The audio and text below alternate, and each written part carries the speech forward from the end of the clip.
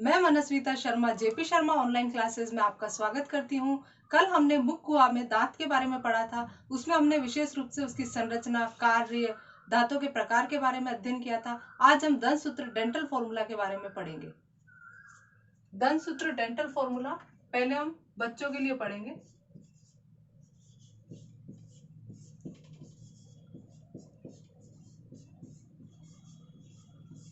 दांत कल आपको बता ही दिए थे 4 प्रकार के होते हैं। तो यहाँ पर हम अपर और लोअर जो से रिलेटेड डायग्राम बनाएंगे।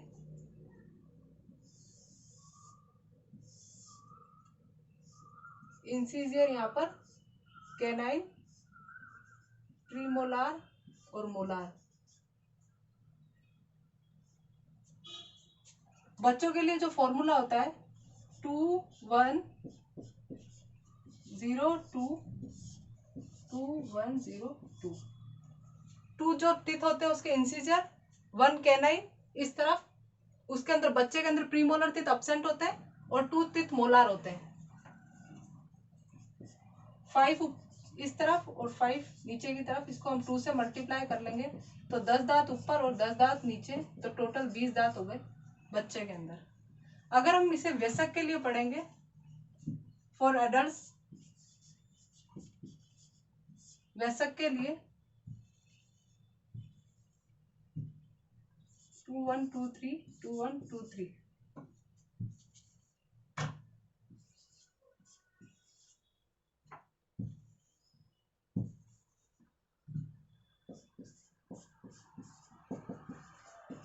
सोलह दांत ऊपरी जबड़े में, 16 दांत निचले जबड़े में वयस्क के लिए। अगर आपसे पूछ लिया जाए कि 17 साल के बच्चे में कितने दांत होंगे, तो यहाँ पर आपको 3 की जगह 2 कर देना है। तो 7 ऊपर 7 नीचे, इसको 2 से मल्टीप्लाई कर लेंगे तो 14 ऊपर 14 नीचे 28 टोटल उसके अंदर दांत हो जाएंगे 17 साल के बच्चे के लिए। अब हम बात करते हैं, कुछ आप इंपॉर्टेंट नोट डालिए। एलिफेंट टस्क,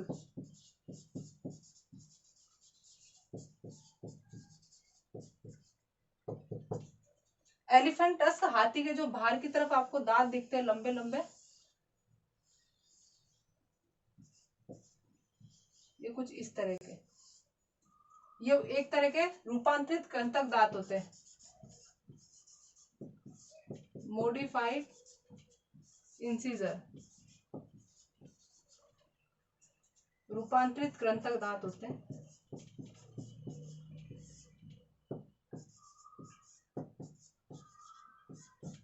उसके अलावा वालरस जो भी एक प्रकार का एनिमल है, वालरस के अंदर ये आगे के दांत कैनाइन टीथ उसके कुछ इस तरह से हो जाते हैं। इसे रूपांतरित, वालरस के अंदर रूपांतरित रत्नक दांत पाए जाते हैं, रूपांतरित रत्नक, मॉडिफाइड कैनाइन टीथ। अगर आपसे पूछ लिया जाए सर्वाधिक दांत किसके अंदर पाए जाते हैं, तो सर्वाधिक दांत, मैक्सिमम नंबर ऑफ टीथ, ओपासम के अंदर पाए जाते हैं। कंगारू की एक स्पीसीज है ओपासम, इसके अंदर दांतों की संख्या 50 होती है। सर्वाधिक दांत ओपासम में पाए जाते हैं।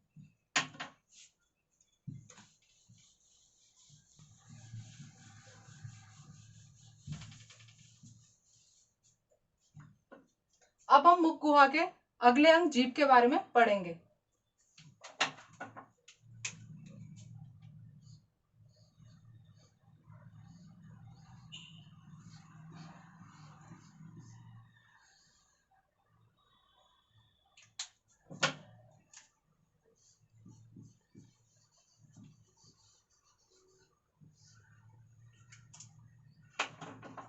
जीभ की संरचना कुछ इस प्रकार की होती है। जीभ जो है वो मांसल पेशीय संरचना है, मांसल पेशीय संरचना। ये जो पेशियां होती है वो ऐच्छिक प्रकार की होती है, ऐच्छिक पेशियों द्वारा निर्मित, वॉलंटरी मसल्स।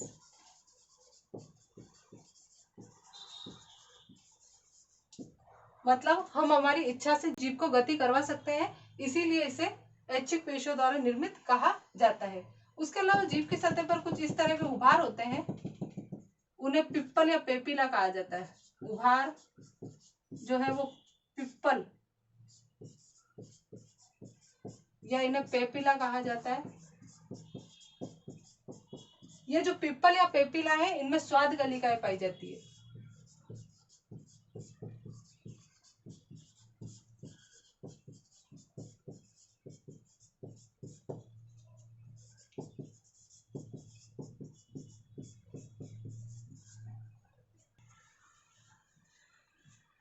अब हम टेस्ट एनालिसिस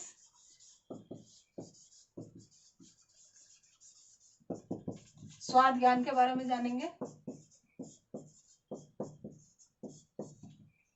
ये जीभ का जो शीर्षस्थ वाला भाग होता है, इससे मुख्य रूप से मीठे स्वाद का ज्ञान होता है। शीर्षस्थ जो एपिकल पार्ट होता है, उससे मीठे स्वाद का ज्ञान होता है, मीठा। उसके ऊपर जो ये उप शीर्षस्थ वाला भाग होता है, ये इससे मुख्य रूप से खट्टे स्वाद का इससे नमकीन स्वाद का ज्ञान होता है। उप शीर्षस्थ, इससे नमकीन स्वाद का ज्ञान होता है। इस तरफ जो भाग पाया जाता है, ये किनारे वाला, इससे खट्टे स्वाद का ज्ञान होता है, सोर टेस्ट।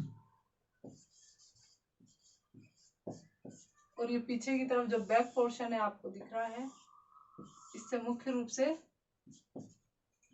पीछे से कड़वे स्वाद का ज्ञान होता है।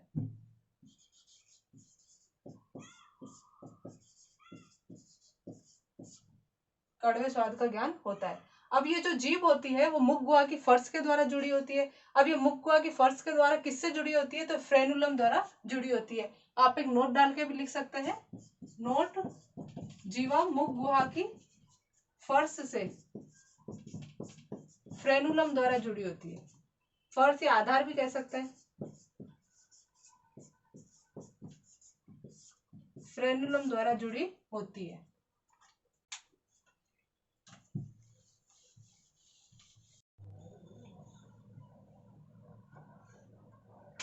अब हम लार ग्रंथियां, सलाइवरी ग्लैंड्स के बारे में पढ़ेंगे।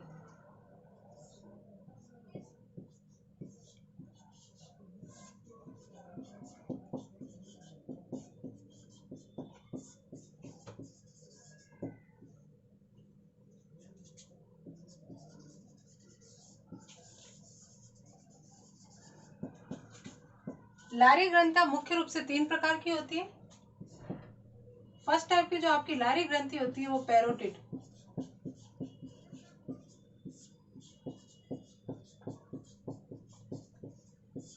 ये वाली जो लारी ग्रंथि होती है वो श्रवण कोश के नीचे पाई जाती है।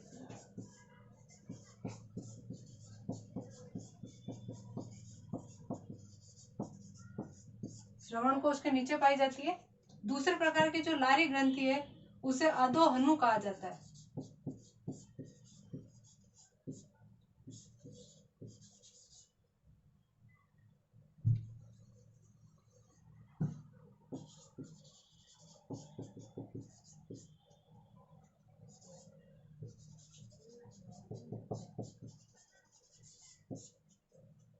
सब मैक्सिलरी, सब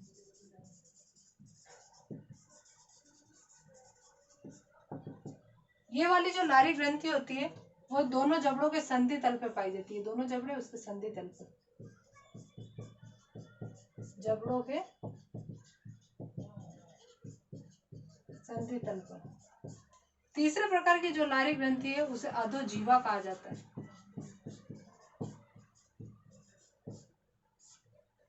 अधोजीवा जो लारी ग्रंथि है, सब लिंगुअल,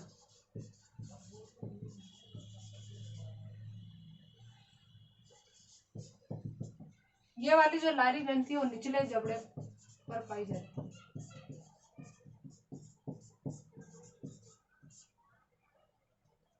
अब यहाँ पर हम कुछ इंपॉर्टेंट बात करेंगे। जो पैरोटिड लारी ग्रंथि है वो लारी एमाइलेज का सीक्रेशन केवल इसी लारी ग्रंथि के द्वारा किया जाता है। लार्य एमाइलेज।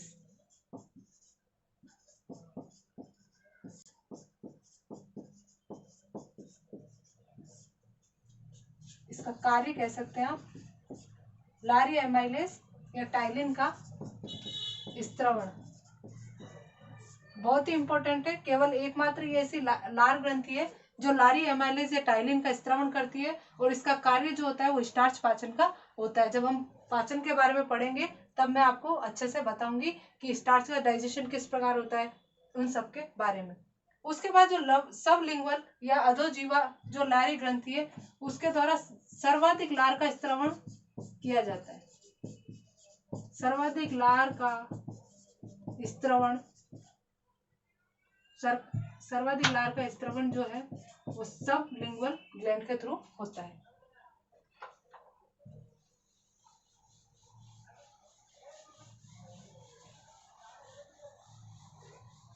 यहाँ पर जो लारी एमाइलेज या टाइलिन वाला है ये बहुत ज्यादा इंपॉर्टेंट है, इसे याद रखें।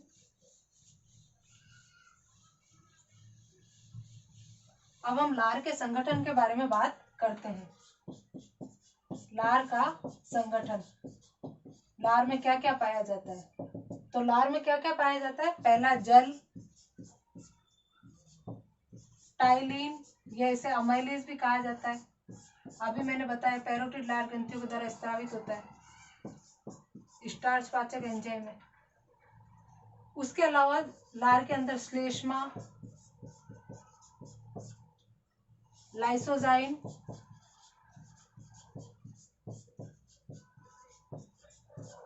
और थायोसाइनेट्स पाए जाते हैं।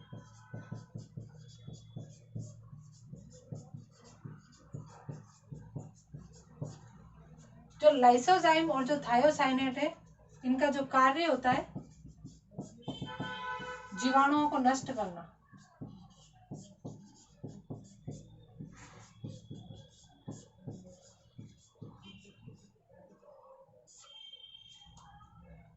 आज के लिए बस इतना ही। कल हम आमाशय के बारे में पढ़ेंगे।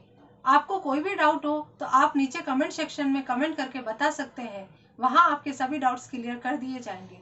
आपको मेरे द्वारा पढ़ाया गया अच्छा लगा हो तो इस वीडियो को लाइक करें, अपने दोस्तों के बीच ज्यादा से ज्यादा शेयर करें और इस चैनल को सब्सक्राइब करें। सब्सक्राइब बटन के पास आपको बेल आइकन दिखेगा, उसको जरूर प्रेस करें। इससे आपको हमारी आने वाली नई वीडियोस की नोटिफिकेशन मिलती रहेंगी।